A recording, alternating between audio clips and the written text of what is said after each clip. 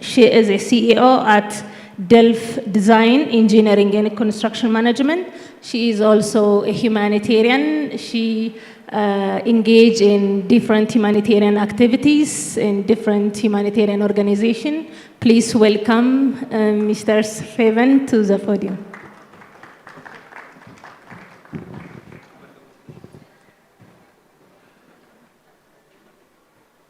And the second speaker is Dr. Taddese Leenco. He's a renowned professor of law at Addis Ababa University. He is also a managing partner at T-Best Law LLP.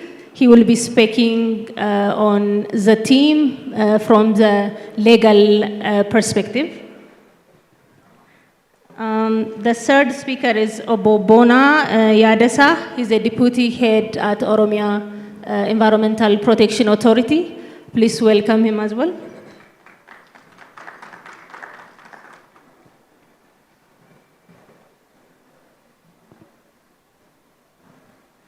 The last but not the least, Dr. Tuka, a brother from Kenya. He's a renowned scientist, conservationist. He's also a founder of North Kenya Tourism and Conservation Association. Thank you very much.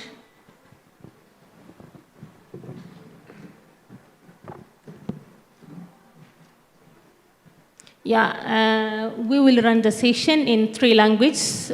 Feel free to ask, feel free to reflect in English, Amharic, and Afaan Oromo. So, baganagaan dhuftan እንኳን ደህና መጣችሁ. እንግዲህ ጠዋትም ሲነገር እንደነበረው this year World Tourism Organization is working on pushing tourism investment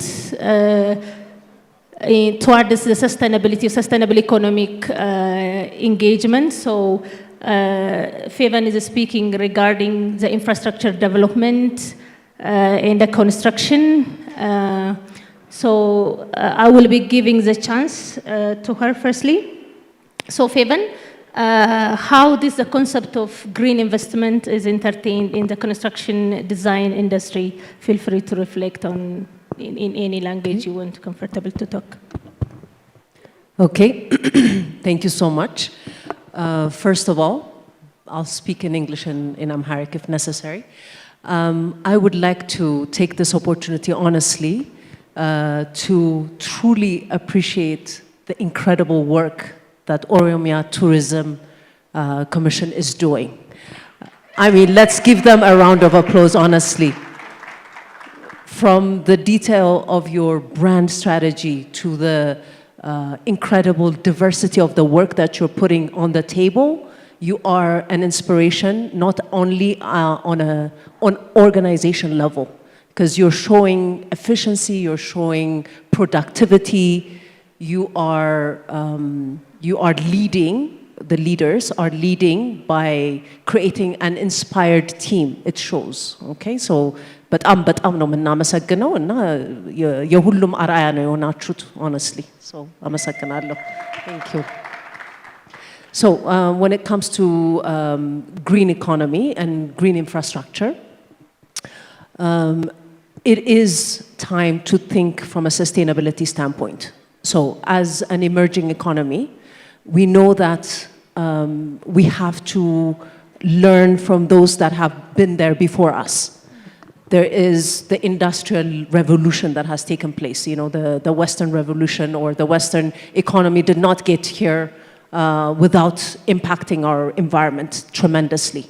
So, የተበላሸ ነገር አለ, እነሱ ያበላሹት አይደለ, በተወሰነ level. However, there are ways to do things better. So, if we know better, we should do better. በሚል ነው አሁን ያለንበት stage ማለት ነው. And thankfully, we do see a lot of environmental awareness. As you know, our economy in Ethiopia, or I would say our environment is changing for the better. So there's a green footprint taking place. There's like efforts on an annual basis to plant trees and to rehabilitate our environment. But there is continuous work to be done. So I run an architecture and engineering firm, our firm, on a smaller scale, we try to do things a little bit differently. It starts with the thought process.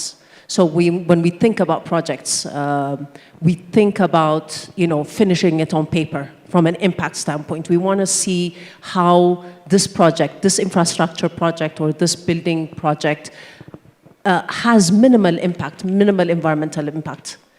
It goes from the materials that we're selecting to even on the construction level, on the construction site, minimizing waste.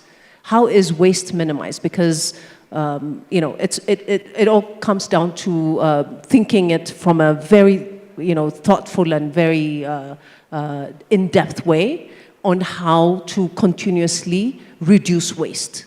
The more we reduce waste, the better we are for the environment. So it starts from each one of us learning from that perspective. And then when I was sitting there and thinking about Bali, when I saw that Bali was registered, I also sit on a board called Imagine One Day. So Imagine One Day is a non-profit organization, and we've opened over 100 schools in Ethiopia. And over 60 of them are in Oromia region, actually, in the most remotest part of Oromia region. And when we went to open the school, there's a small town called Filangur, or ምናልባት በደንብ አላልኩት ይሆናል. It's behind the Bali Mountains, so we had to cross Bali Mountains to get there. And we typically go to the most remotest part where there are no roads. So our construction team goes in there, and actually the villagers have to create the path for our cars to go in and for us to construct these schools. So when we went there to open the school, it was about 4 years ago, or 5 years ago. I came from the US at that time, and I was shocked to see, because I haven't been here in 18 years. 18 ዓመት አሜሪካን ሀገር ነበርኩኝ። ከዛ አሜሪካን ሀገር የጀመርነው እና ካናዳ የጀመርነው ስራ ነው ወደዚህ ስመጣ ትምህርት ቤቱን ለመክፈት ስንመጣ ማለት ነው። መኪናም ገብቶ የማያውቅበት ኤሪያ ነው። ፊላንጉር የምትባል በጣም ትንሽዬ ከተማ ናት። ልክ ስደርስ ከ18 ዓመት በፊት ዋተር ቦተል አልነበረም፣ ፕላስቲክ ቦተል አልነበረም። ውሃ በብርጭቆ ነበር የምንጠጣው። ይሄ ሰው የሌለበት ወይም ሰው አለ ግን ብዙ ኢኮኖሚ ያልዳበረበት ቦታ መሬቱ በሙሉ ፕላስቲክ ውሃ ነበረ፣ የፕላስቲክ ጠርሙሶች ነበሩ። and that was a shock to me ምክንያቱም ከ18 ዓመት በኋላ ስለሆነ ወደ ኢትዮጵያ የመጣሁት ትልቅ ምን ያህል ኢንቫይሮንመንታችን ኢምፓክትድ እየሆነ እንደሆነ ነው የሚያሳየውና አዌርነሱ ያስፈልጋል at that level ለማለት ነው። ኦኬ ለማሳጠር ያህል thank you so much. Thank you እናመሰግናለን። ዶክተር as she's mentioning about the construction and the investment, እኛ አድቫይዝ የምናደርገው more of green እንዲሆን ነው። ወደፊት ደግሞ የsustainable economic development and as a country and the flagship project ይዘን የምንሰራቸው የgreen legacy and homegrown economic reform ውስጥ ደግሞ የsustainability issue is a big thing. እና do we have really the legal framework የሀገራችን ሁኔታ ከኤንቫይሮንመንታል ኮምፕላያንስ አንጻር the investment and the green economy or conservation, the nexus between conservation and investment ከሌጋል ፐርስፔክቲቭ እንዴት ነው የሚታየው በሀገራችን?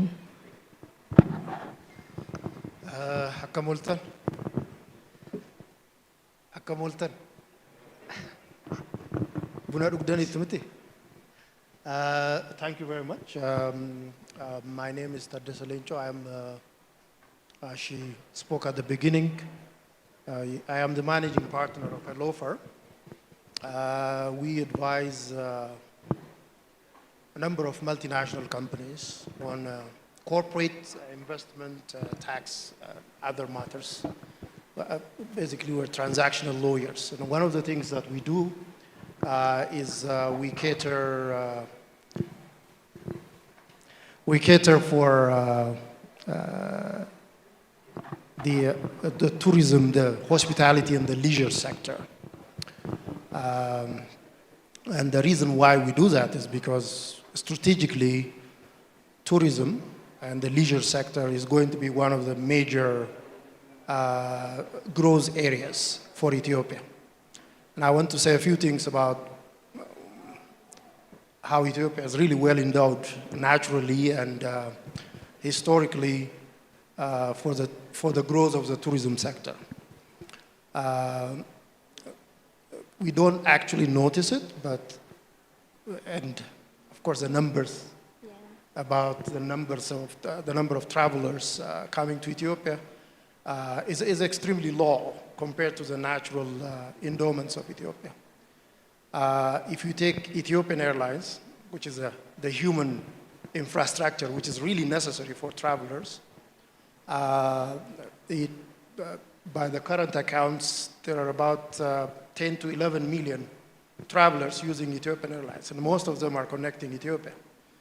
But if you notice, most of those people, and there was somebody who was saying that he was never here, although he has been using Ethiopian Airlines for a number of times. This is one of the paradoxes of Ethiopia, that there are so many transit travelers who come to Ethiopia, pass through Addis, but never touch the ground, and never even see Addis Ababa as a traveler. And so that's one of the problems that we have when it comes to tourism. And of course, you know the natural endowment, you know the human endowment, which is the history, the culture, and the language. We have a very, very colorful history, colorful people, large number of languages spoken. If you go down south, in one region alone, you find about 56 different ethnic groups speaking different languages. And history, and of course Ethiopia, is one of those very few countries which is very rich, both historically and naturally. So tourism has a tremendous potential for Ethiopia, but Ethiopia is not taking advantage of even the Ethiopian Airlines in terms of maximizing the benefits of the tourism sector. But as far as the legal framework is concerned, there is one other thing that I just want to say, because one is, of course, the environmental footprint. I think because of climate change and because of the emergence of carbon credits, Ethiopia will be one of those countries which is going to gain a lot from exchange of oxygen. And I'm working, very interestingly, I'm working with one technology company which is trying to monetize, create a certificate for these carbon exchanges, which basically means Ethiopia, it is very hard to believe that oxygen will be sold, but oxygen is going to be exchanged for money. And one of those countries which is going to take advantage of this is going to be Ethiopia. But as far as the legal framework is concerned, it's going to be, we have to prepare for this. You know, how do you monetize this? How do you turn this, convert this into an investment so that Ethiopia is able to sell its oxygen, its green economy? Ethiopia is already green economy. So I know that we are worried about plastic bottles going to some remotest places, but aside from that, Ethiopia is an extremely green economy. When you take our energy consumption, more than 98% of Ethiopia's electricity is generated from renewable energy, from hydro and other. So we don't have to worry about polluting the world, but we have to monetize our natural endowments, the oxygen that we emit into the atmosphere, monetize that and turn that into an investment. That's going to be the next stage. And I think the government is well prepared for this, but the legal framework on monetization and securitization of carbon credits, which is going to be the next level of investment, is something that we have to really prepare for. But alongside that, we have to also think about the traditional investment, which is the tourism and leisure industry. Compared to many other African countries, Ethiopian performance is extremely low, and it has to improve. And there are certain things that we have to improve, obviously. So from the government, we expect that the government is going to build infrastructure, as is expected from the government, so that traveling internally in Ethiopia by road as well as by air becomes extremely easy, so that people who pass through Addis Ababa are going to travel to places, even to the closest places, even to Addis, even to Ntoto, to even to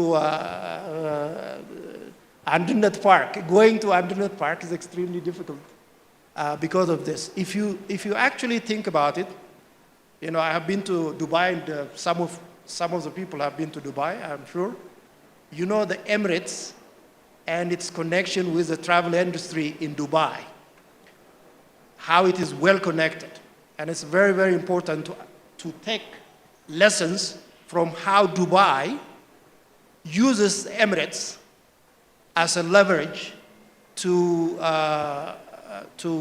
grow its travel and tourism industry. And we have the largest airline in Africa, Ethiopian Airlines. So what do we lack? We lack infrastructure, and we lack, I've been telling this to Lelise privately, we lack the shopping experience. We need to have the biggest mall in Africa around here, so that people who travel through Ethiopian Airlines will be able to shop, and we need to take advantage of that. That's all I have to say. Thank you. Thank you, Dr. Lincho, for sharing your insights. Next up, it's Obo Bona. First of all, I would like to congratulate your authority and all the teams who worked so hard to identify 24 national parks and ecotourism sites, and for launching a very great conservation sites. Thank you very much for bringing all these incredible sites to the world. Thank you.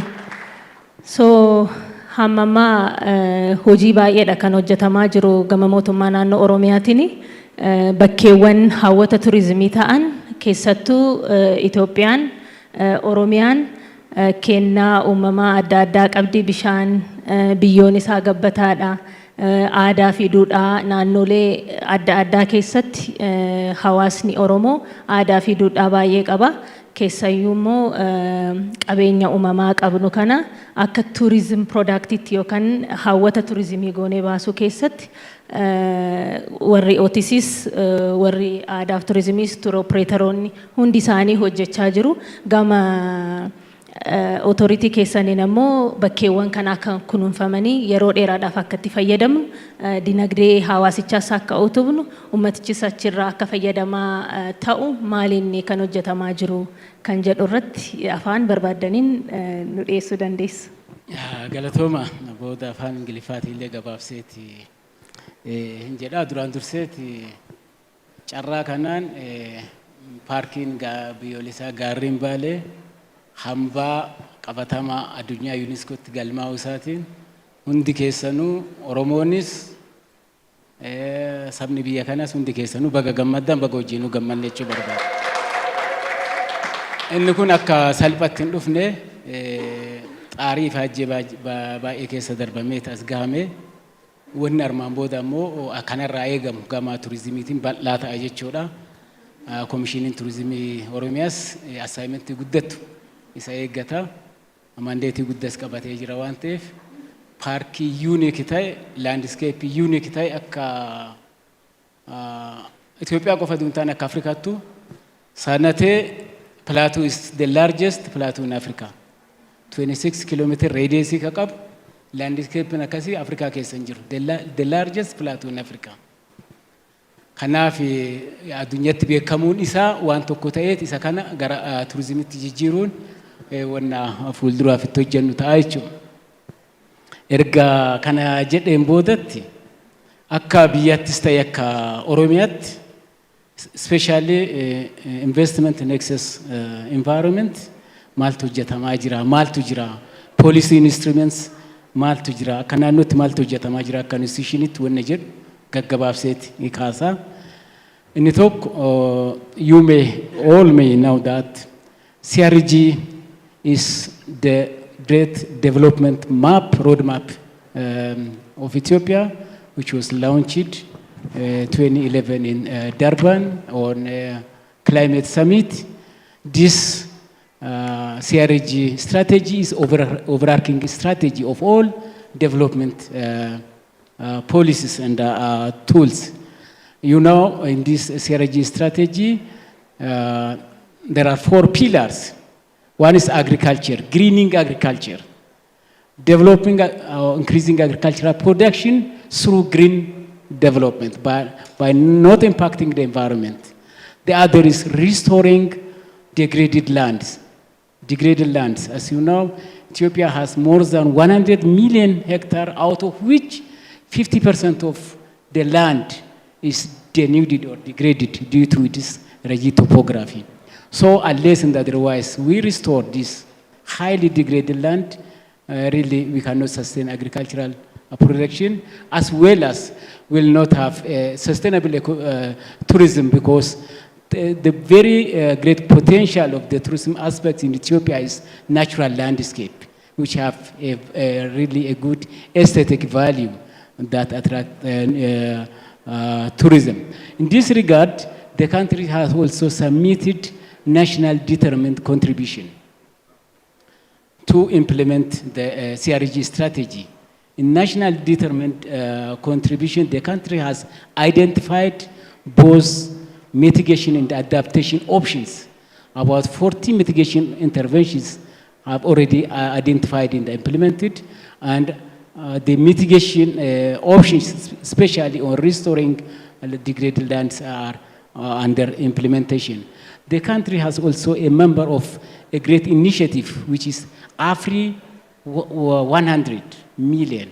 AFRI 100 means restoring 100 million hectares in Africa. Ethiopia is committed to restore, out of this 100 million hectares, Ethiopia is committed to restore 15 to 20 million hectares by the coming up to 2013 European calendar.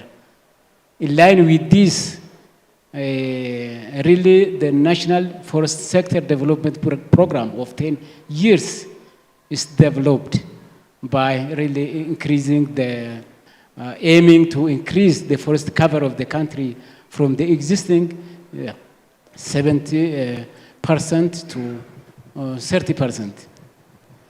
As you know, Oromia has a lion's share of this natural forest, as well as restoring the existing degraded landscapes. So all these are the green initiatives, really, which have significant positive impact on tourism development. The other policy issue that the country launched or communicated to the international community is long-term, low-emission development strategy. This means every aspect of development, every aspect of investment should not impose significant environmental impact. For this, different safeguard tools in terms of proclamation, in terms of regulation, in terms of standard, are already developed at regional as well as national level. In Oromia, nowadays, we really are chanceful to manage by really implementing very backlog environmental impacts. Out of more than 5,000 factories in Ethiopia, operating for 5,000 factories. 5 years ago, only 50% of these industries have a plan, that's environmental impact assessment or environmental management plan. So during last 5 years ago, there is no such government attention to the environmental aspects. So every investment activities really implemented without considering environmental and social impacts or social aspects. In Oromia today, I can assure you that no investment will be implemented without preparing environmental and social impact assessment and be endorsed by pertinent organizations. That's my authority. This is one of the really measure that ensures environment and development can be real. The other issue is in the world community, there is a convention that by 2030, every country has to protect 30% of their total area of landmass or ocean or sea, designate as protected areas. These protected areas have a great potential for ecotourism, for tourism sector. In Oromia, during last year, we managed to really, as morning mentioned by Mr. Naga, 24 park sites and 18 ecotourism sites, which covered about 651,000 hectares. This is really a meaningful shift in increasing the area or the coverage of protected areas, which contributes potentially to the tourism development. So in Oromia, doing all this, we are the pioneer in the country, really in benefiting the community from carbon financing. From some portion of Bali and the West RC alone, by protecting or conserving 260,000 hectares for the last 7-8 years, we managed to sell the carbon sequestered or removed from the atmosphere and stored in the biomass, about 524 million per. And also, we are the pioneer, not only in Ethiopia, and also in Africa by implementing the RED Plus. You know, RED Plus implementers, pilot countries are 5 countries. Ethiopia is one of them, which is implemented in Ethiopia. We completed the implementation phase, and we are also signed with World Bank to sell some portion of the carbon by the coming 5 years, about $40 million USD. So this resource will go directly to restoring our ecosystem, which have really triggered effect on tourism development. So I think. Thank you, Mr. Bona, for sharing regional government's commitment in protecting the environment and works that have been done so far by your authority. Thank you very much. So lastly, we have Dr. Tuqa, a brother from Kenya. He's a renowned researcher in conservation and wildlife. So as he's a professional and a researcher in the conservation, so I would like to ask him the global trend in green investment and also how Kenya is working to keep the balance between investment and environmental protection, and what Ethiopia should learn from Kenya, because Ethiopia and Kenya have so many things in common. We have a cross-border community, and if any disaster happens in the East Africa, we both are a victim of it. If there is any blessing is coming to East Africa, we are in it together. So what Ethiopia should learn from Kenya and how this green investment is operating in the world. Thank you. Well, thank you very much. As has been said, my name is Tuurizimii. First and foremost, I feel like I belong here. Sometimes I look like Ethiopians. I'm another brother from Kenya. I'm a Boran from northern part of Kenya. So I speak Boran, but I'm not very confident with a very fluent Oromo speakers here. Please try. It's okay. We can understand. So I very much appreciate, first and foremost, this is my first time ever to be in Addis Ababa. And from the onset, I've never seen such hospitality, the kind people that I have seen in this place. And so, apart from the tourism that people talk about, I think the hospitality in Ethiopia is at a different level. It's the human touch, it's the kindness. I think that alone needs to be marketed, first of all. Secondly, I really thank the Oromia Tourism Commission. I thought Kenyans are efficient somehow, but I came face to face really with the real efficiency and people who are hardworking. I arrived at night, I was picked and then went to a hotel, and then I was received and I went to the office, and at 10 o'clock, the office was full. These people were still working. Yeah. So I've never seen that, first and foremost. I think that's what I'll borrow from here. So congratulations, first and foremost. Secondly, I think my talk will largely center on relation between conservation, tourism, and green investment, and the role, what is in there for Ethiopia.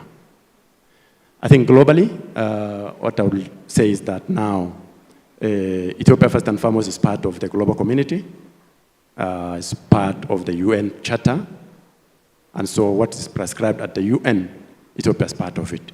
So Ethiopia is right there in the middle of all the African global country. So number two, globally, the way things are organized, they are what is called, Millennium Development Goals. Ethiopia is part of that signatory also. So in terms of environmental conservation, meeting the standard at the global level, so Ethiopia is part of it. Number three is what is called Convention on Biodiversity. This convention also look at issues of the green climate investing, and the countries need to comply with that, and Ethiopia is also part of that. And so we are very much the guidelines, the Environmental Commission, I call it the National Environmental Authority, said, and I actually had a discussion with him before that, comparing to what is happening in Kenya. They are very efficient, they can do that. So the aspect of guidelines in terms of investment, in terms of the projects, in terms of meeting the national standards, so Ethiopia is right at there. But Ethiopia, for the last few days I've come here, what I have seen and what I have heard, and when I try to go through website and through those brochures, I think Ethiopia is sleeping on gold mine in terms of biodiversity and in terms of tourism and in terms of what potential is there. Some of these countries that you hear receiving billions of visitors have not even fraction of what Ethiopia has. From the fertile lakes to the mountains, to the parks, to the indigenous people and to the traditions and to the food and to the athletics. What don't you people have? And so that is, in terms of resources, that's what we have. And these resources, if we play around, we can lose it. So that is what the aspect of now the relation between green investing and brown investing come in. So it's just opposite. If it is not green, it is brown. The difference is, if you take and invest in brown economy, an investment which does not take care of those environmental parameters that we are talking about. And then we can easily lose that. So in terms of green investment, is the tourism investment, which takes care of the environmental sustainability. We are investing with a green lens. We are seeing things in that. And this is not only a requirement at the local level, at regional level, it's global level. And this is also a requirement from the tourists, the people who go to the destination, also detect. But since development, infrastructure development is important, and we would like to maintain our environment, it's always a delicate balance. How do we invest while still take care of our environment? And so we need to, the issue of development need to be part of larger development plan. So that when we are trying to develop road across 500 kilometers, there is, for example, one road which is a corridor which is being developed from Lamu in Kenya, it will come all the way to Adisia, passing through geographies, passing through forests, passing through wetlands, passing through protected areas, passing through community, maybe cultural sites. So that's why when you are planning that, we need to plan with the green investment in the consideration. So the impact assessment is talked about, environmental impact assessment. That's one area which needs to be done and strictly followed. In some areas, in other countries, we have experienced that this is done, but it's not followed to its implementation because the investors would not like to lose their dollar. And so we end up losing some of those tourist sites. Number two, we need to agree as a country and as people that any kind of development, it has some impact on the environment. So in this case, in tourism, there is a concept called limit of acceptable use.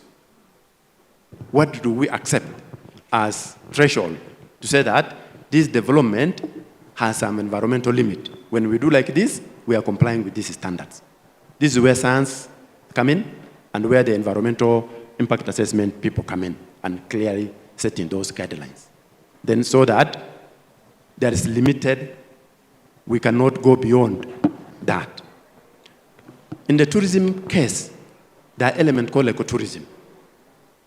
This is a reflection of green tourism, in other words. Tourism that takes care of environment at the destination, tourism that takes care of the community culture at the destination, tourism that generates resources and funds to develop the rural community as well. So when we combine this is what is called now the green investment. And even it detects the guidelines. How do we even develop? What materials do we use? The materials that we use must blend with the environment, must use locally acceptable material. It is not necessarily that you are going to bring shouting colors and those things into those areas in an environment. So if your environment is green, your material that you are going to use in terms of infrastructure development should blend with, I'm talking of hoteliers, the lodges, and so you should adhere to using a local material and investing in that also. So the material should blend with the environment but also the local culture should not be destroyed, And locals need to be part of that discussion as well. The communities were at the destination. So all these are something which we need to discuss and also consider it to be when we are particularly the mega projects. So Kenya, for example, we did recently, it's not encouraged, but we developed our own railway line from Mombasa to Nairobi and to also another area, Naivasha. So it happened that those railways has to pass through some conservation areas. So in that case, and those areas are used by migratory wildlife species like elephants. If you pass in that, it will automatically block. So when doing that kind of infrastructure, you have to have the data of that area, animal movement data as science. The population migratory, the seasonal migration of those species. You need to have flora and fauna. You know, even the details of all those areas. Is there any cultural sites so that those kind of areas to be avoided? If it's completely not avoided, it's not acceptable, you cannot avoid it at all, then you can make a provision for wildlife migration, for example. Elephants, for example, can pass under this if you can construct the road very high, maybe railway, and create corridors, the migratory routes, they can migrate under those ones. So those ones.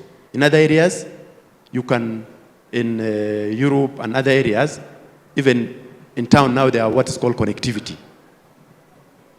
Because road and infrastructures can also become a barrier to the wildlife and species and disconnecting those connectivities, migratory routes. So we have to design. It's a little bit expensive normally. The road constructors will not like to hear that, but because of the green investment we are talking about, we have to comply with that. I think basically that's what I can say. Thank you. Thank you, Dr. Tuka, for sharing your expertise and insights to the panel. Thank you. Now the floor is open for question and answer. So አሁን እድሉ የእናንተ ነው። ሁሉም ተናጋሪዎች በየራሳቸው ኤክስፐርቲስ መነሻ የሚሆን ነገር አቅርበውልናል። ሀሳብ ኮንሰርንስ ጥያቄስ ካለ ፍሎሩን ለእናንተ ሰጣለሁኝ። አመጨራን ከኬንሰኒ ጋፈቹ ዮበርባደን ያደ ከኤረት ኢብሳ ኬኑ ዮበርባደን ጨራ ፍለቹ ደንዴስ አንድ ሁለት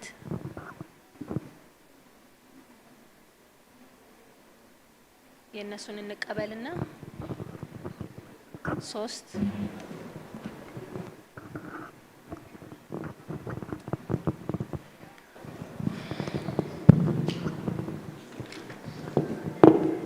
ገለቶማ አሸናፊ ካሳ የሆቴልና ቱሪዝም ኮንሰልተንት የሴሌብሪቲ ኢትዮጵያ ቱር ባለቤትና የኢትዮጵያ ቱሪስት አስጎብኚ ባለሙያዎች ማህበር የቀድሞ ፕሬዝዳንት አሁን ሜምበር ነኝ። በመጀመሪያ ደረጃ I like to say congratulations to Bale Mountain National Park and Kedio Landscape for being registered as World Heritage Site by UNESCO, and it is an additional.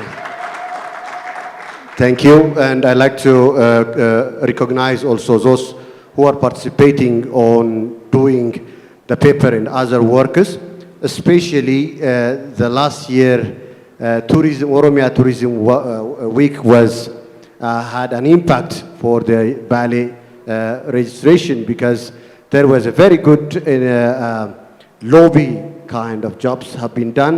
They were been given a very good gabi, which makes them to decide and to give attention to that one.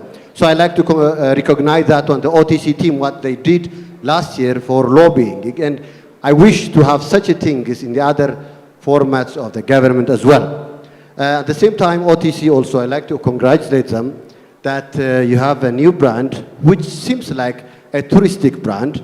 When you see the graphics and everything, even though people are not from other countries, they will automatically recognize that that's kind of touristic things, which is very, very appreciative from my perspective, and congratulations for that also.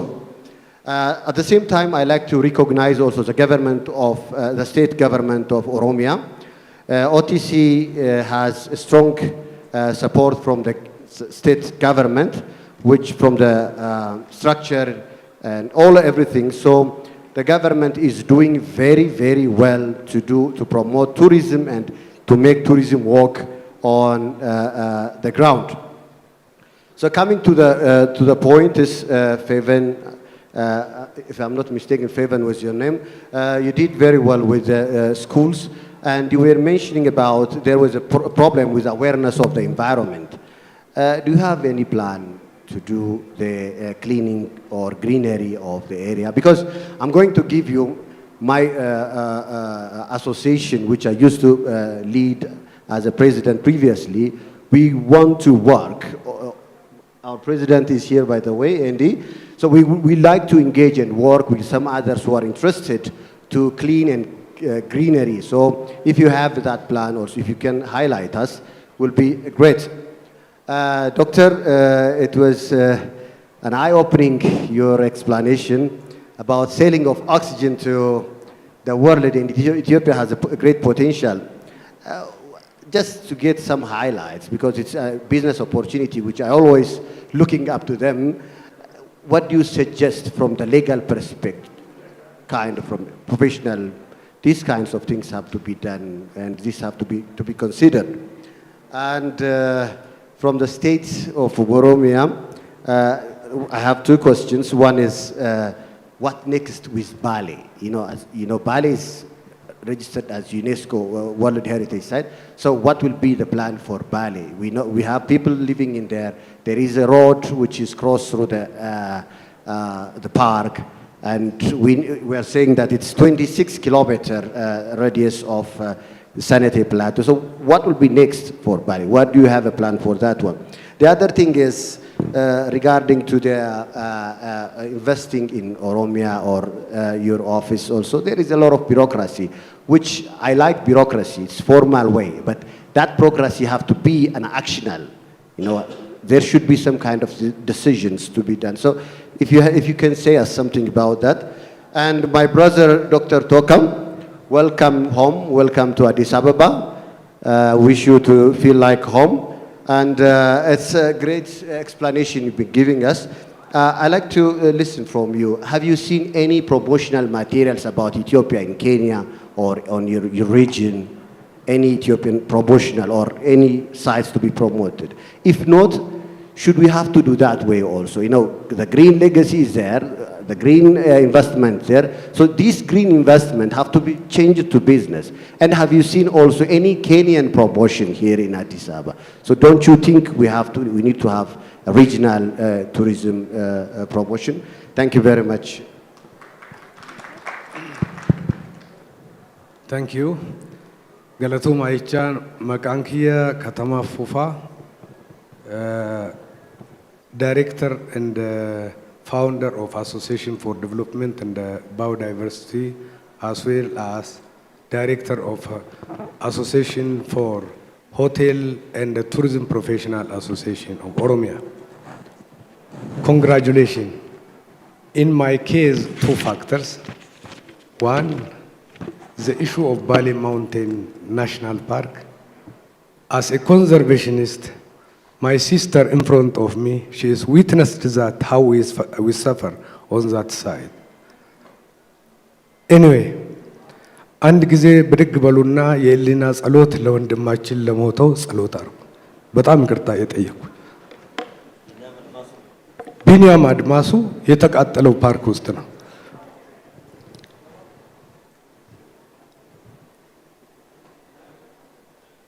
እሺ አመሰግናለሁ።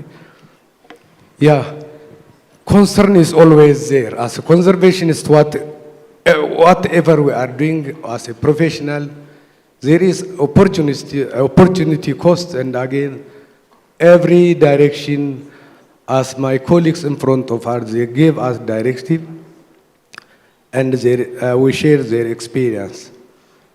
Anyway, the second reason why I congratulate Oromia Tourism is that after 20 years of my colleague, the same dormitory, Dr. Tuka today is with me.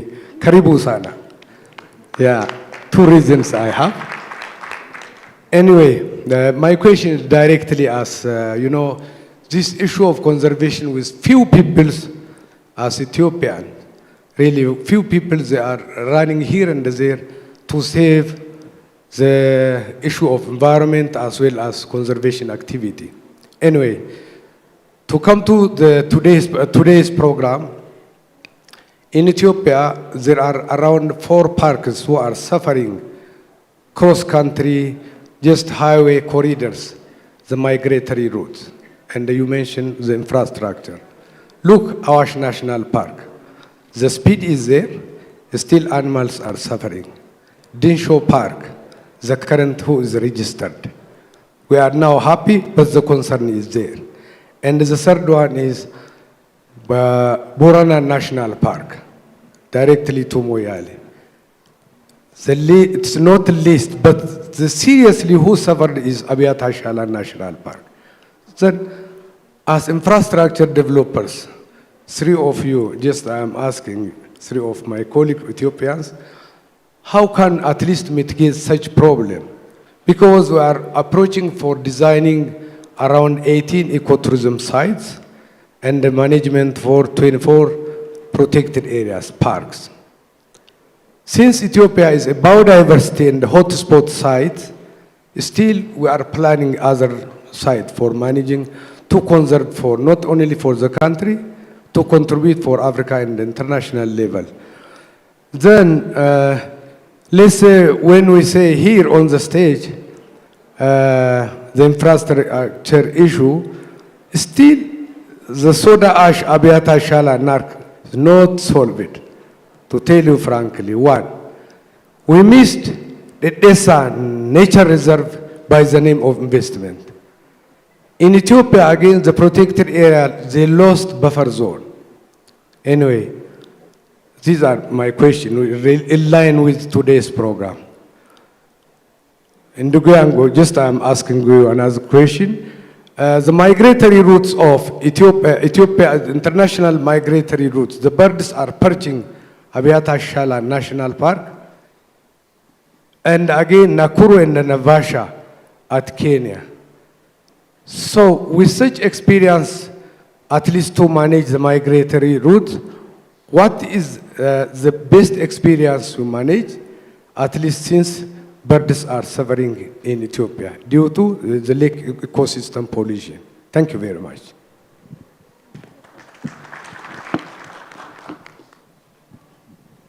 Thank you. Good afternoon, everyone. My name is Yusuf Jilo, another Oromo from Kenya. I'm at home. I'm with my colleague, Dr. Tuka there, the expert. My question is directed to my sister there in engineering and construction, the lecturer, I think, at the university also.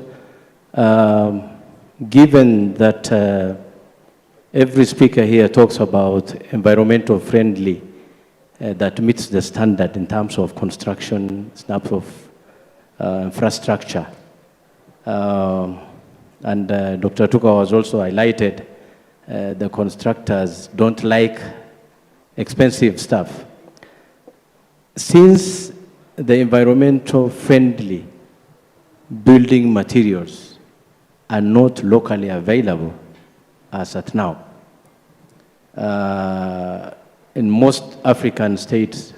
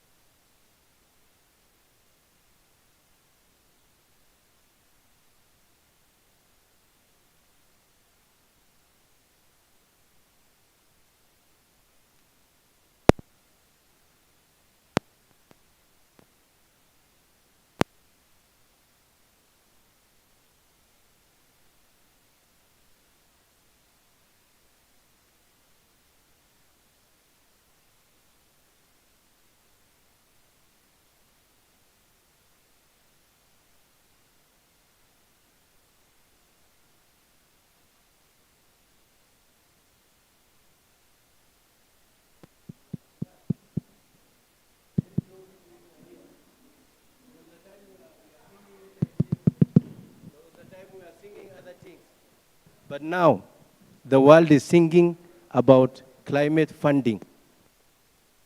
Let this opportunity not pass you because of what the beautiful things I've heard about Ethiopia and Oromia. There is free money. Are you ready to receive it? Have you prepared our people? Those people who work with the grassroots, the NGOs, the CBOs, have you alerted our people what they should do to get that free money to improve on our environment? That is where the world is. That is the talk of the day at any global meeting. Those who follow closely, you know what I'm talking about. I haven't had this coming out strongly, and I expected everybody to mention about that. So, thank you.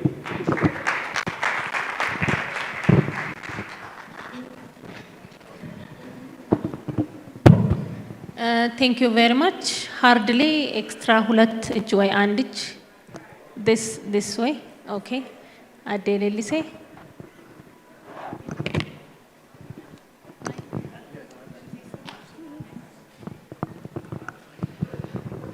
Kabajamoo obbo Boonaa ijaas jirtaniif waa'ee environmental impact assessment kaastanii turtanii samoona kana immoo saba keenya advocates and lobbyists are discussing about Babile Elephant Sanctuary. Achi keessa environmental impact assessment, green investment kana hunduma asaa jirra akka mootummaa naannoo Oromiyaas parkota digdamii afur ecotourism sites kudha saddeet hundeessineerra waan jajjabeeffame waan ajaa'ibsiisaadha.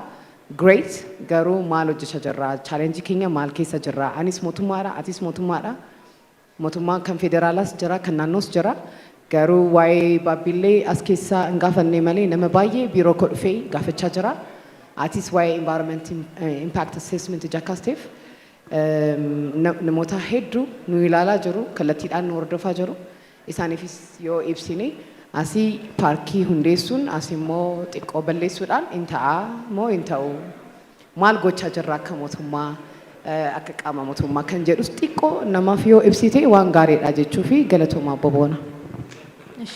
Galatoomi addeen ellise. Now it's the time for reflection. So I will start from Feben. Thank you so much. Sorry, this was a little loud. So the first question from my brother, previous president of the Tour Association, correct?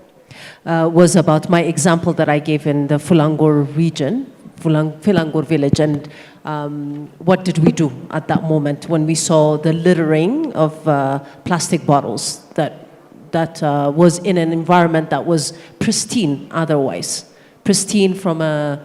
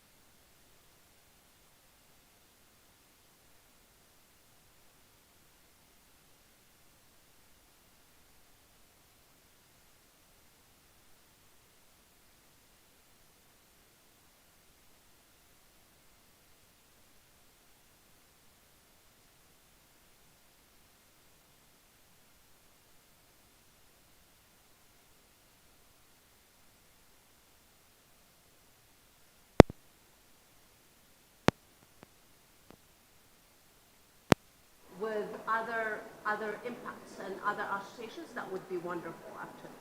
So that's one thing. The other part is also from a legal perspective.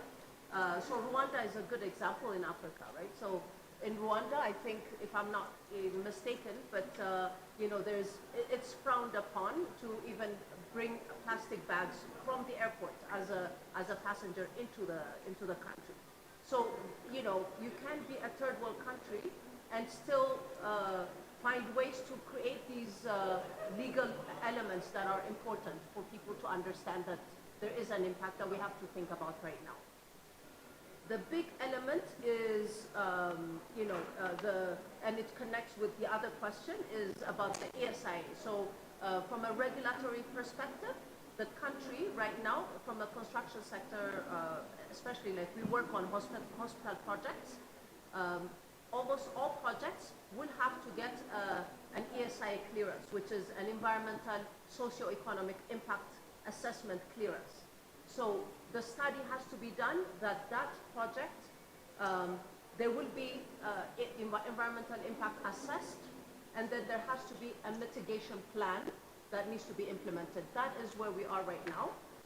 How much quality does the study have is, you know, remains to be seen. But as my brother said, there, you know, there is enforcement taking place right now. So the regulatory system is catching up with the demand that our environment needs right now.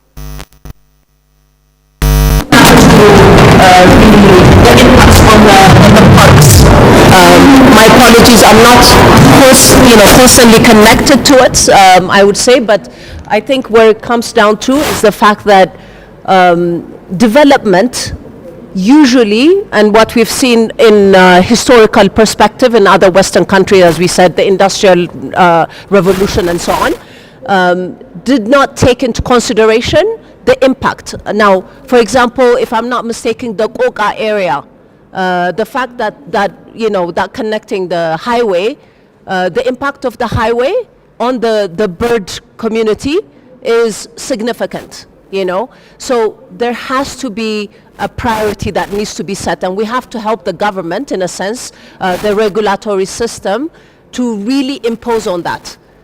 How do we do that? Is by bringing forward these case studies. These case studies in our environment, like I think ቆቃ ይመስለኛል ያለው አይደለ? Highway በሙሉ, exactly. So the migration and the impact on that bird community and the flora and the fauna is remarkable. I mean, the impact is tangible.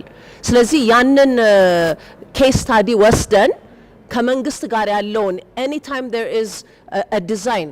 And I sit on the ethics committee for the consultants, the Architecture and Engineering Consulting Association.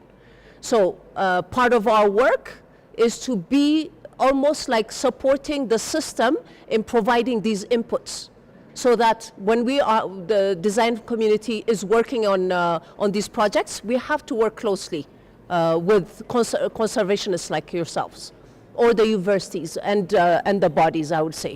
So it's really critical that we do that, actually. In terms of construction material and how do we create a sustainable construction sector, it is a fact that, you know,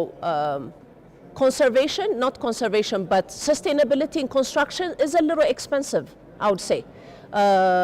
Solar energy, for example, solar energy as a sustainable source of energy is very sort of, the impact is there, but it's minimal. Even in the US, even in other parts of the world, you have to, you know, to be consistently off-grid is an expensive infrastructure to have. But there is a long-term return on investment, which, you know, as a emerging nation, it's very difficult to consider that. But in our case, there is something called smart construction. So that is the use of latest technology that reduces the use of material. So like post-tension for slab work, for example, that reduces your slab, you know, thickness significantly, provides the strength that you need, but with less material. These are some of the technologies that we're introducing in Ethiopia. Right now, there was only one company that was able to have that technology of post-tension work for structural systems. Right now, there's more than 5, for example. So the more the sector has more players, the less expensive it gets, and the more accessible it is. So that's one.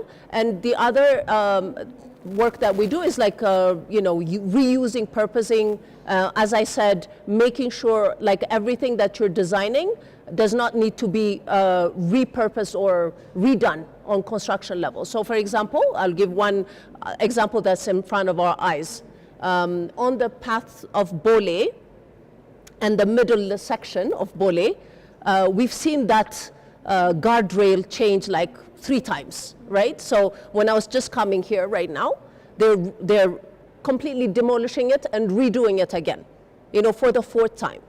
That is such a waste of energy, waste of material. The reason that's happening is because it was not well thought out from the very beginning. That process of making sure that every aspect and every angle has been looked at and reviewed before you get into the construction is absolutely a big part of reducing that element of waste, I would say. Okay. I hope you heard me. Thank you. Thank you, Katie, for Thank you so much. Now the time is for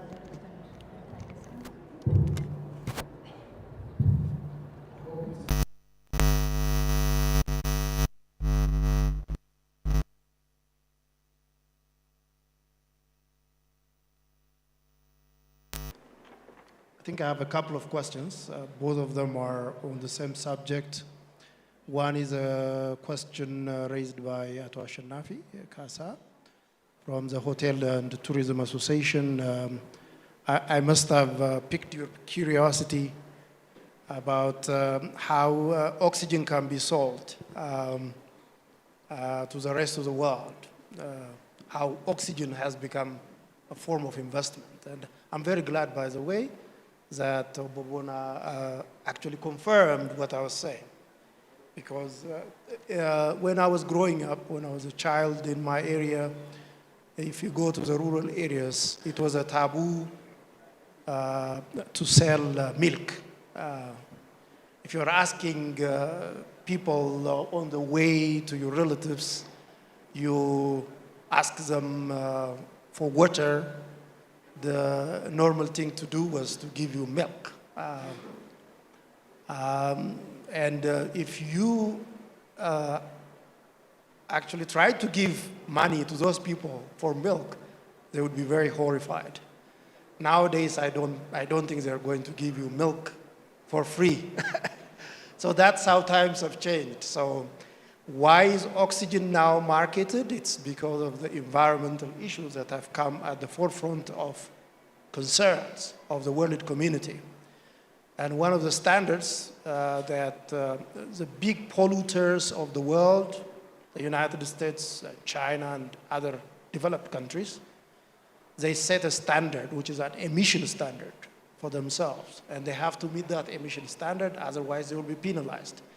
One solution they have provided for is carbon trading, which is basically if you're not able to meet your carbon emission standards in 1 year, you should be able to buy from a country which does not have a carbon footprint, which is not a big polluter. And a country like Ethiopia will come forward, will become one of those countries that has a capacity to sell, to carbon trade essentially and make an investment out of it. Now, how do you do it? Now, I think there is a tendency within the environmental community to make this, to turn this into some kinds of charity. I don't believe it is a charity. It has to be turned into an investment. And the question is, how do you turn this into an investment?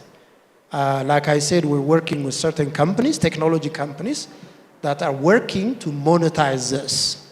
Basically, their job is to count the number of trees, for example. It's just one of the examples I'm giving you. The number of trees that Ethiopia plants. Scientifically, there is no fraud involved. They have all the satellite images of every tree that grows. For every tree that grows, that gives you a carbon credit. And Ethiopia will be able to use that certificate, that security, to sell it to those companies, private companies, that are not able to meet their emission levels that is set up for them. So essentially, those companies will be reaching out to Ethiopia in order to buy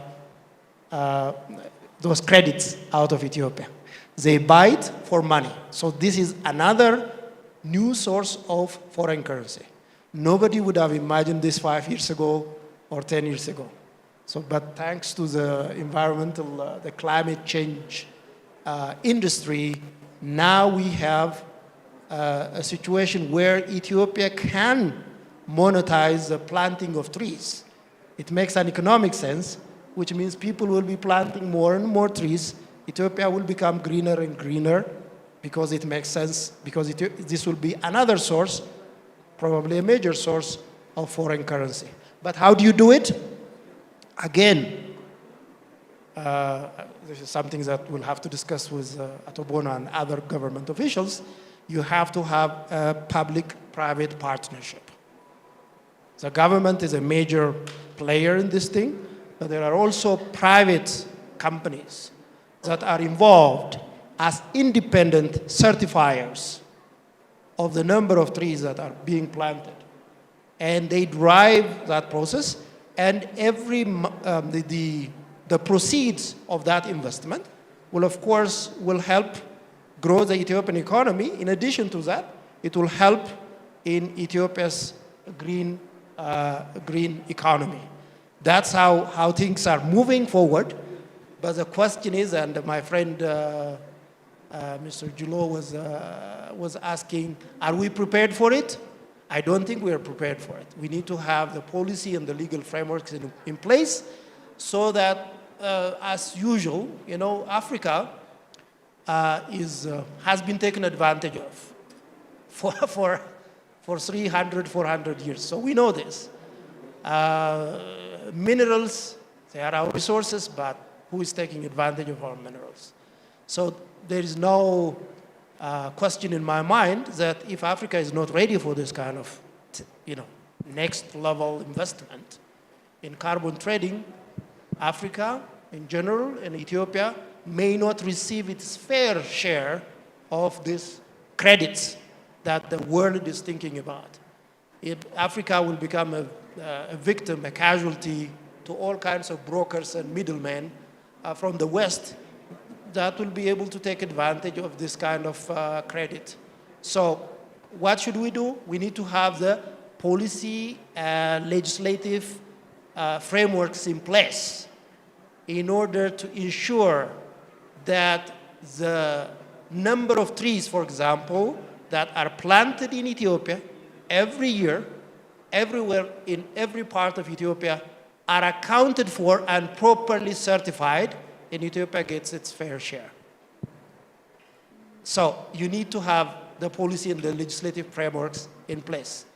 I don't believe we have that now, but we need to be prepared for that kind of thing, because this is a developing process. But it should not be, with all due respect to Atobona, it should not be the World Bank coming and saying, oh, we give you this money, whatever, and you should be grateful. It should be properly accounted for, monetized, so that the value of that carbon credit is properly returned to Ethiopia as its fair share. But you can only do that if the government is ready to roll out all the policy and the legislative frameworks, and the private sector participates as well. Am I taking too much time? Sorry about that. For the interest of time? Yes.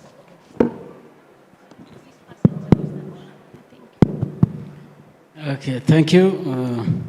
ሜቢ መጀመሪያ ጥያቄ አቶ አሸናፊ ላነሱት ቢሮክራሲን በተመለከተ እኛ ቢሮ ኢንቫይሮንመንታል ፕሮቴክሽን ኦቶሪቲ ነው። ኢንቨስትመንት ለብቻ አለ። ባለ ሀብት እኛ ጋር የሚመጣው ኢአይኤ እና ኢአይኤ ጋር ተያያዥነት ያላቸው ላይክ ቲኦአር ፎር ኢንቫይሮንመንታል ኢምፓክት አሰስመንት ኦር ደሚሆን ኢአይኤ ዶክመንት እኛ ጋር አምጥቶ ሪቪው ለማስደረግ ነው። ለዛ ዊ ዱ ሃቭ ስታንዳርድ ፎር ቲኦአር ሪቪው ዊ ዱ ሃቭ ስታንዳርድ ፎር ደ ሜን ዶክመንት ሪቪው ሶ ዜር ኢዝ ኖ ፕሮብለም ኦን ዳት። ሜቢ የኢንቨስትመንቱ ምልልሱ የምኖረው በሶስት አራት ሴክተር አካባቢ ስለሆነ ኢንቨስትመንት ጋር ይሄዳል፣ መሬት ቢሮ ጋር ይሄዳል፣ እኛ ጋር ይመጣል። እኛ ጋር የሚመጣው ኤአይኤን ወይም ኤአይ ቲኦአርን ሪቪው ማስደረግና እሱን አፕሩቫል ለማውሰድ ነው። እኛ ጋር እስካሁን አስማች ብዙ ኮምፕሌንትም የለም ለማለት ነው። Regarding the future plan of Bali National Park, there is already management plan prepared. It's all about implementing the management plan. One issue is completing the demarcation. Demarcation is almost completed, 98% something is completing the demarcation. There are also social issues, illegal settlement in the park.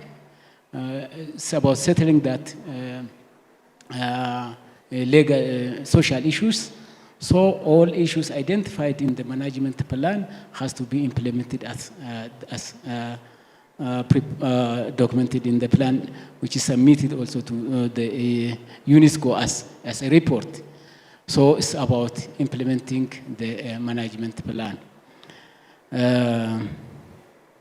Maybe the question from my brother Yusuf regarding climate funding or climate financing, as Dr. Lencho said, of course, though not complete, the country is trying to really establish legal frameworks to get a benefit, fair benefit from carbon financing. For example, as we know, and the long-term emission plan, long-term low emission development strategy, which envision net carbon emission, is one of the policy tool. That there is also components or articles in national forest proclamation, which issue of carbon financing and the benefit sharing is already incorporated, and also regulation is also addressed issue of carbon financing. But there are systems which country has to establish to communicate with international community as per IPCC standard. For example, greenhouse emission standard inventory, MRV system, monitoring, report, and the verification. When you sell carbon, when to market, it's not like a tangible community that we give the community that take the money. It's about standardization. It's about really the buyer needs verification. That verification will be done by independent and pertinent company.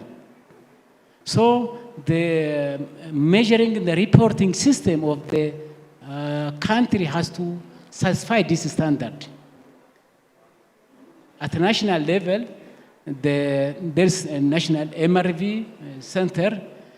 As a regional, we also establishing, as Oromia, we are establishing MRV system at regional level, on which we really align with international standard. Unless and otherwise, what amount of carbon we report, what amount of carbon we capture or sequester, unless we fit in reporting, measuring the verification as per the international standard will not capable of selling the carbon, as well as will not in a position to get the fair from the carbon trade return. So we do have at Oromia region, we establish a forest reference level or emission reference level for forestry sector and other sector as well. And we also have a report, of course, a draft report, in which we generated 46 million carbon dioxide equivalent, which otherwise should be emitted to the atmosphere by conserving and protecting the, especially the forest resource. So, as I already said, for 6 million carbon dioxide equivalent, maybe some portion of this carbon goes to the buffer, leakage, and the like. Even we estimated net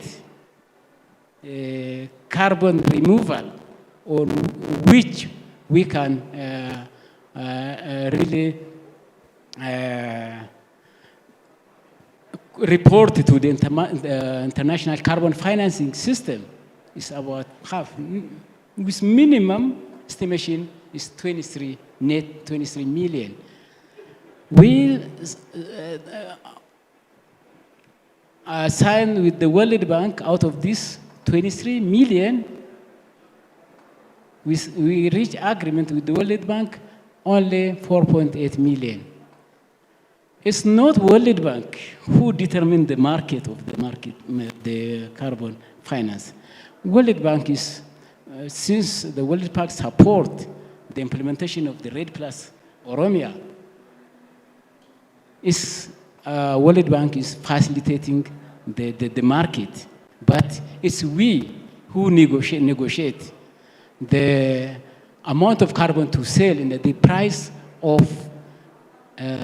of carbon per ton through series of negotiation with the buyers, not World Bank. If I'm a doctor, for the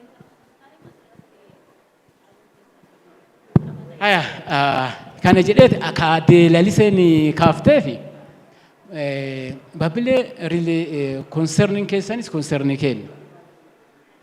As a regulatory body, we are pro-environment and we are stringent than any other sector in implementing environmental laws and regulations. Isa kanus gaafachaa turre akka Oromiyaatti wanni hubatamuu qabu. Qaamni as jirta wanni hubatamuu qabu. Mootummaan naannoo Oromiyaas ta'ee abbaan taayitaa eegumsaa naannoo Oromiyaa boordiin investimentii ka pirezidaantii walitti qabu akka difooltiititti miniitii keessa yookaan qaala gubaa'ee keessa kataa'u waa lama tokko lafti sun lafa bosonaa yookaan protected areas yoo taate gaafii investimentiitiif dhiyaatu achumatti hafa. This is the stand of mootummaa naannoo Oromiyaati. Abbaa taayitaa qofatu hin taane standii mootummaa naannoo Oromiyaati, standii pirezidaantii naannoo Oromiyaati. Lammaffaa qabeenyaa sun investimentii hayyama walii mallatteessuun duratti AI qorachiisee AI qoratame sun xiinxalameet abbaa taayitaatiin approve erga ta'een booda kaartaa lafa sanii fudhata. Kun qaboo yaa'ii boordiin investimentii keessatti by default hin jiraata waan hin jijjiiramne jechuudha. Given these two criteria are given. Bakka kun ta'ee jirutti darbeetti rakkoo mul'atu jira. Fakkeenyaaf ka baabileetti wal qabatee jiru investimentii lama gaafatame tokko AI isaa suspend goonee jira hin fudhan. Tokko ammoo ka AI mirkaneessine ogeessa gadi buufnee qorachiifneetti amma yoo laallu partly some hectare keessa galee jira. Isa kan amma dubbanneet ka keessa gale kan daangaa paarkii keessa gale kan akka dhaabbatu godhaa jirra jechuudha. Kanaaf baay'ee keessa dogoggorri hin jiraata, but standii nu qabnus standii mootummaan qabus AI mirkaneessu malee AI nu mirkaneessunis laalleet lafarratti laallee mirkaneessina waan ta'eef Ani regioni kamiyyuu caalaa confidence in dubbachuu dandeenya. Regioni kamiyyuu caalaa EIA irratti even regulation eegumsa naannootti wal qabatee jiru irratti regioni kamiyyuu caalaaf fakkeenya ta'uu dandeenya. Haa ta'u immoo kabaabilee kana standing nu qabnu protected area keessatti investment in especially investment in extraction waa oomishu waa pro ecotourism wannan ta'an kunniin hayyamamuu hin qabu seerattu. Standing nama paarkii abjaata shaalee irrattis qabnu kana wajjin ilaalaa jiru waan ta'eef isa kana akkasitti haa hubatamuu fi bakka rakkoon jirutti sun dertan kaafee fudhannee sirreessina. Kanaaf ammoo mootummaanis nu gargaaraa ture waan ta'eef kan itti fufne jechuudha. Galatoomi Obbo Boonaa. Please pass it to Doctor. Okay, I think I'll be very brief because of time. The question on a number of, in terms of tourism promotion, my brother was asking that have you ever had Ethiopia and Kenya like tourism promotion? Have you had that? I think what was launched here today is phenomenal. Oromia Tourism Commission, I think, has really done phenomenal work, and this will transform the tourism in the entire Oromia region, if not Ethiopia. So they have a clear plan in terms of marketing. So there's a good progress. I think initially, as we were given history, things might have not been very well, but now I think on a trajectory to achieve a good tourism marketing and attracting tourists to Oromia region. In terms of Kenya and Ethiopia, we have such a huge region that we are sharing, which are supposed to be also world tourism destination. We have all these protected areas that we are having, the cultural sites that we are having, the lakes, Rift Valley lakes that we are having, some of the endangered species of wildlife, some of those mountains and all that, and then the community, the regional culture and all that. And so what we advocate for is now for Ethiopia, Oromia region, and the Kenya, northern Kenya particularly, to kind of develop a tourism development network, such that, you know, there is a great North Road, which comes from Cairo, it passes through Ethiopia here, it's all tarmacked. But how many tourists passes through that road? Even in Kenya, northern Kenya, we don't have a lot of visitors coming there, but now we need to negotiate and kind of develop a regional framework, which the Oromia region and southern Ethiopia, Oromia, and then the northern Kenya, develop this together so that we can benefit. There are all other development projects like railways, roads, and all these are going to improve this destination as a tourist attraction. We have a good. There are other infrastructure which need to be developed, like I think, I don't know which is the farthest, like airport, for tourists to fly to, for example, if they want to go to some of those other protected areas that we are talking about. Of course, things will get on that, so that we are on good progress.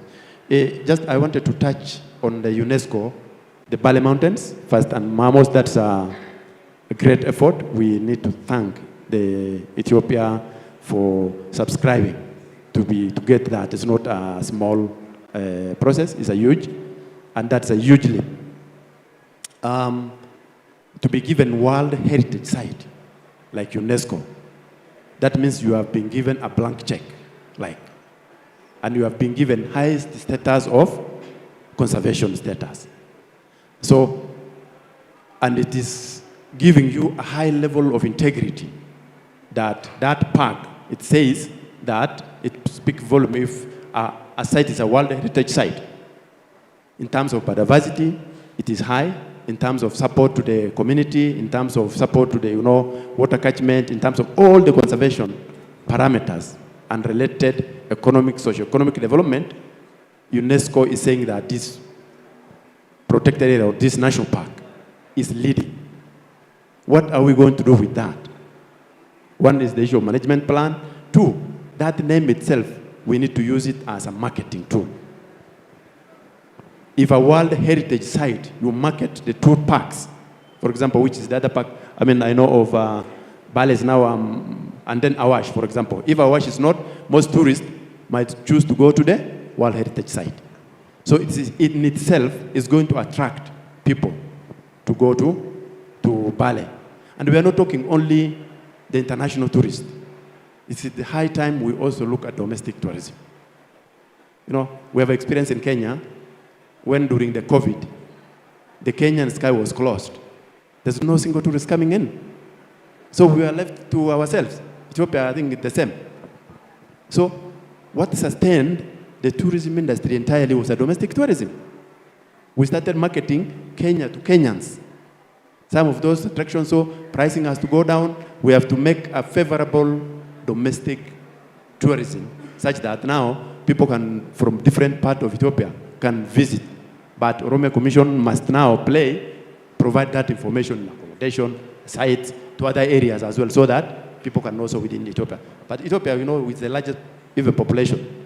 If Ethiopians alone will visit within the Ethiopia itself, it will go high. So that's one thing I want to say. The last one I want to comment on is the issue of climate. I think this is very important. I was in the Africa Climate Summit recently in Nairobi, and there was African Climate Week also. What was being discussed was literally is that, you know, and this is a debate which has been going on. The issue of climate change is real. We have seen droughts, long, prolonged drought. The rain season we used to have, ganna agaya jet akajadan, yabad. Kanani? Duri agaya, duftembe najisin duftu, ganilen armdufa. Nowadays, we don't have clear months when rainy season will start and short season will start. This is climate change. Why has it happened? It happened that now, what is called ozone, you know, international, the developed communities and developing countries. The developed communities have industrialized, and the emission that they have generated from the factories has damaged the ozone. And that has affected all over the world now. We are also, since we don't, even if Ethiopia is not industrialized to that level, we are having that impact. So it has been negotiated that, first and foremost, all countries, including those ones, reduce their emission. There's a global standard. Globally, it is said that we need to reduce it below 2.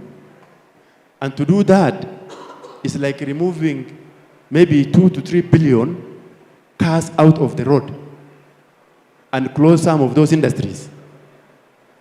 So what the people have said, for those people who are polluting, they can compensate the people who are suffering because of that impact. And that has been bone of contention because it is the profitability they are going to share. And so that is what Professor was saying, like it is being taken as charity now, while it's supposed to be a negotiated and agreed on an agreement, a clear agreement. So that's what African Climate Summit was discussing in Nairobi. The discussion African's government has had, the president of Ethiopia was part of that negotiation. It is said we have a clear memorandum to take in November to the World Summit in Qatar. A clear agreement on clear financing. But for us to, even if we get those financing, there are several questions which need to be asked. What is the marketing? Who is going to pay? Who is going to benefit? How is the benefit going to be shared? All these, the country has to come and put up a legislation and policy. Kenya is the first country in Africa to present a legislation at that summit.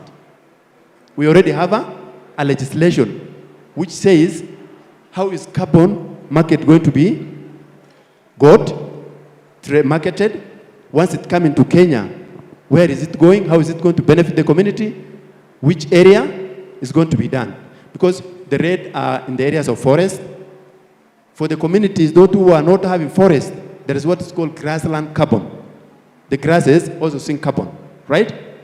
For the communities, those who are living in ocean, there is what's called blue carbon ecosystems. Mangroves, sea grasses in the ocean. Those ones are even more carbon than any other. So there are all these negotiations going on.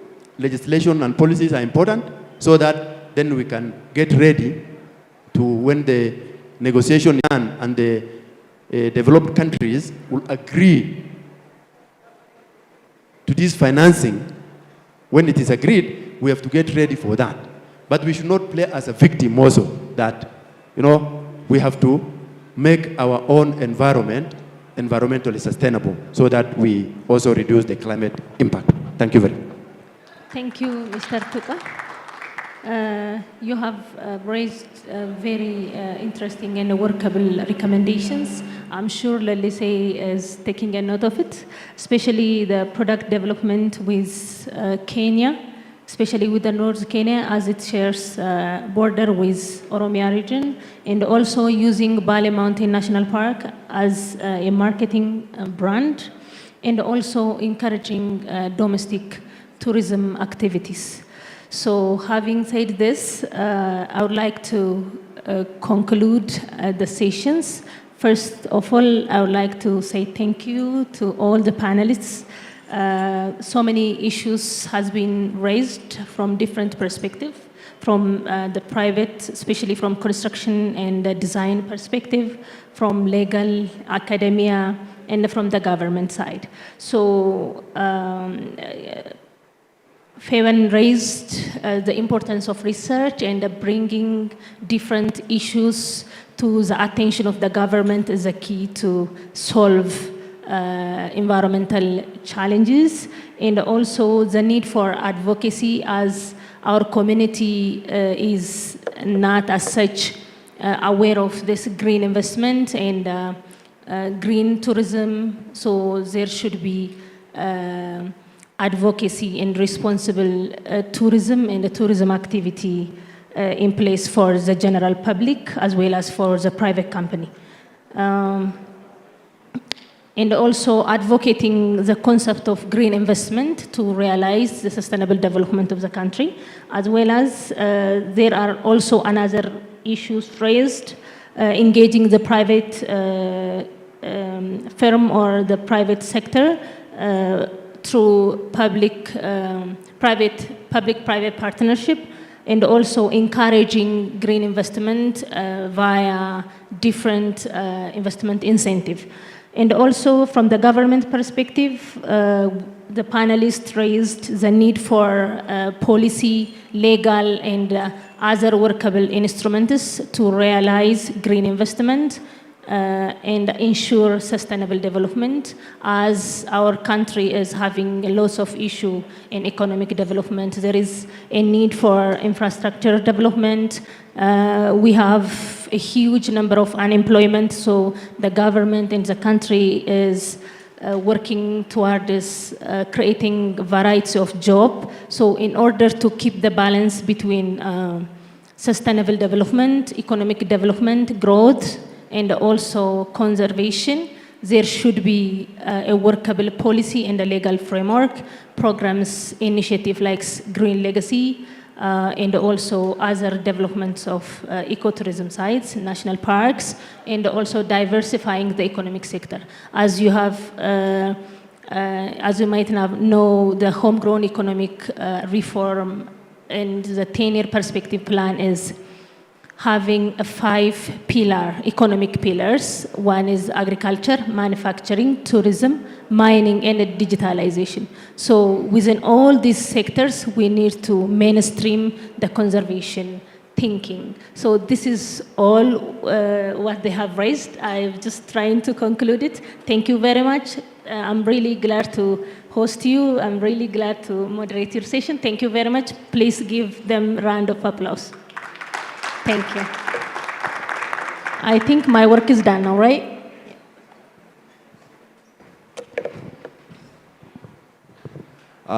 Her work was so great, we are promoting her to the full host.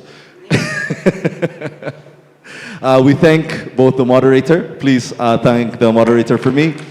Wonderful work. But before you all leave, we would like to take a picture with Her Excellency, the Commissioner here as well. So we'll take a picture together for a minute. So Her Excellency the Commissioner, we kindly request that she comes up to the stage as well, and all our panelists.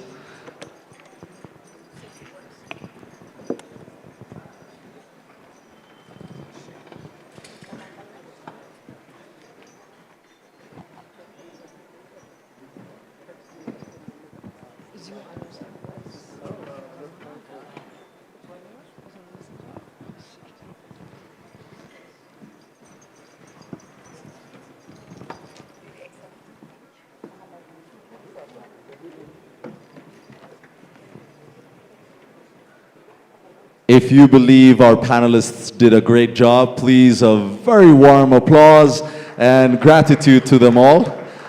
ጥሩ ስራ ሰርተዋል ብለን ካመንን ሁላችንም ባካችሁ ሞቅ ባለ ጭብጨባ በድጋሚ ኧረ አይሰማም በደንብ ሞቅ ባለ ጭብጨባ ሻይ ሰዓት ነው ቀጥለው በደንብ ማጨብጨብ እንችላለን። Ulfaadha galatooma waan waliin turtaniif hedduu sin galateeffachuu barbaanna. We want to thank all our panelists and also our moderator for the wonderful job done.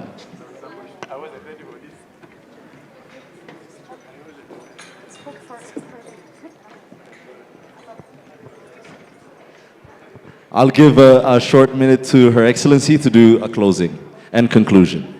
Thank you so much. Thank you everyone for keeping along, for staying together. Thank you so much. በዚሁ አጋጣሚ አንድ ነገር ማለት ፈልጋለሁ። የዓለም የቱሪዝም ቀን የዘንድሮ ስሎጋን UNWTO's slogan for this year is tourism in green investment. As you have seen, we haven't touched what it means even in 1 hour long session with diverse professional capacity. So it covers almost everything. So it's a very broad agenda. But thank you so much for the panelists, for the wonderful moderator, Eldana, and also for the great questions, including myself. Because I wanted us to create clarity among our public, among our people, and also people who care about Babile Elephant Sanctuary. What Obobona said in Afan Oromo was the regional government, our president, is committed in principle. All kinds of protected areas should be protected at all costs. So I think, and also we have a mechanism to stop some of inappropriate investment actions. The first stage has been done. Now they will continue. So we won't allow, as regional government, we won't allow any investments in protected areas. So this kind of environmental impact, while we celebrate as regional governments the establishment of new 24 parks and 18 ecotourism sites, it doesn't go well. So we don't, sometimes gaps are created, but we will correct them. So I want to say also a very big thank you to our regional government, Oromia regional government is very committed to tourism agenda, and especially at the federal level also, Ministry of Tourism, but above all, our Prime Minister, His Excellency Dr. Abiy Ahmed, is committed on the tourism agenda. So this will continue. Our challenge is massive, but our opportunities are greater. So we keep pressing, we keep going forward, and especially the front actors, hotel owners, tour operators, tour guides, cooks, photographers, media, everyone. I want to say a very big thank you. Lots of challenges awaits us, but also it's exciting moment for tourism because we will continue to flourish in Ethiopia, in Oromia together. One point, there was one question which was raised, what is the next plan in Bali? Obobona tried to clarify from the environmental impact assessment side and also from the government's commitment regarding the management plan which was submitted to UNESCO. But I want to say, you know Bali. Bali is special, it's beautiful. It's just like the ladies who were here. It's amazing, but it doesn't have the right facilities. It doesn't have accommodation and investment. So as Oromia Tourism Commission, I just wanted to add the priority is also to attract responsible investment. Environmental friendly investments should happen in Bali. On the promotion side, we have done some work. Others are doing exceptionally amazing work. Tour operators, tour guides. I want to say thank you so much, and especially the Bali Mountains National Park staff and the community around there. Yes. Eldana is from Madolabu. Oh, Ayuba, I didn't see you. Congratulations. So that amazing job on the promotion side will continue, but we need investment. So priority, not in the park. Park should be protected, preserved. There could be some facilities, but in Robe, Goba cities, we need to have hotels. So I see some potential investors here. We encourage you to come forward to do green investment, to do environmentally sustainable businesses. And also for all of you to put out a very good word out there to come, for people to come and invest. Lastly, please, please say thank you to Ethiopian Airlines because they have started a daily flight now to Bali. So that is something. Thank you, everyone. See you tomorrow. Tomorrow's session is also very interesting. Where is Oromia now? That's the topic we will cover. And with the presence of Excellencies, former President Abadullah and the like, we would like to hear from those who have contributed a lot for several years, and also from young people. We will start with that. We will talk about conservation, very passionate topic, and also we'll talk about regional integration with our brothers and sisters from Rwanda, Uganda, and Kenya. So don't miss tomorrow as well. We'll try to be on time. See you tomorrow. We love you so much from Visit Oromia.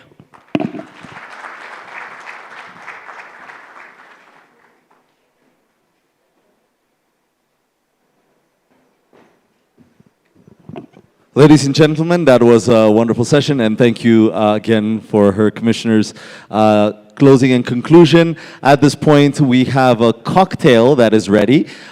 So please do enjoy the cocktail with us. Stay with us, network, get to know each other, and learn from each other. Ulfadha galatoma cocktaili qopheessneerra. አንተን ስናፌራ እንግዲህ ኮክቴል አዘጋጅተናል። ስለዚህ እሱም ላይ እንድትካፈሉልን በአክብሮት ጥሪያችን እናቀርባለን።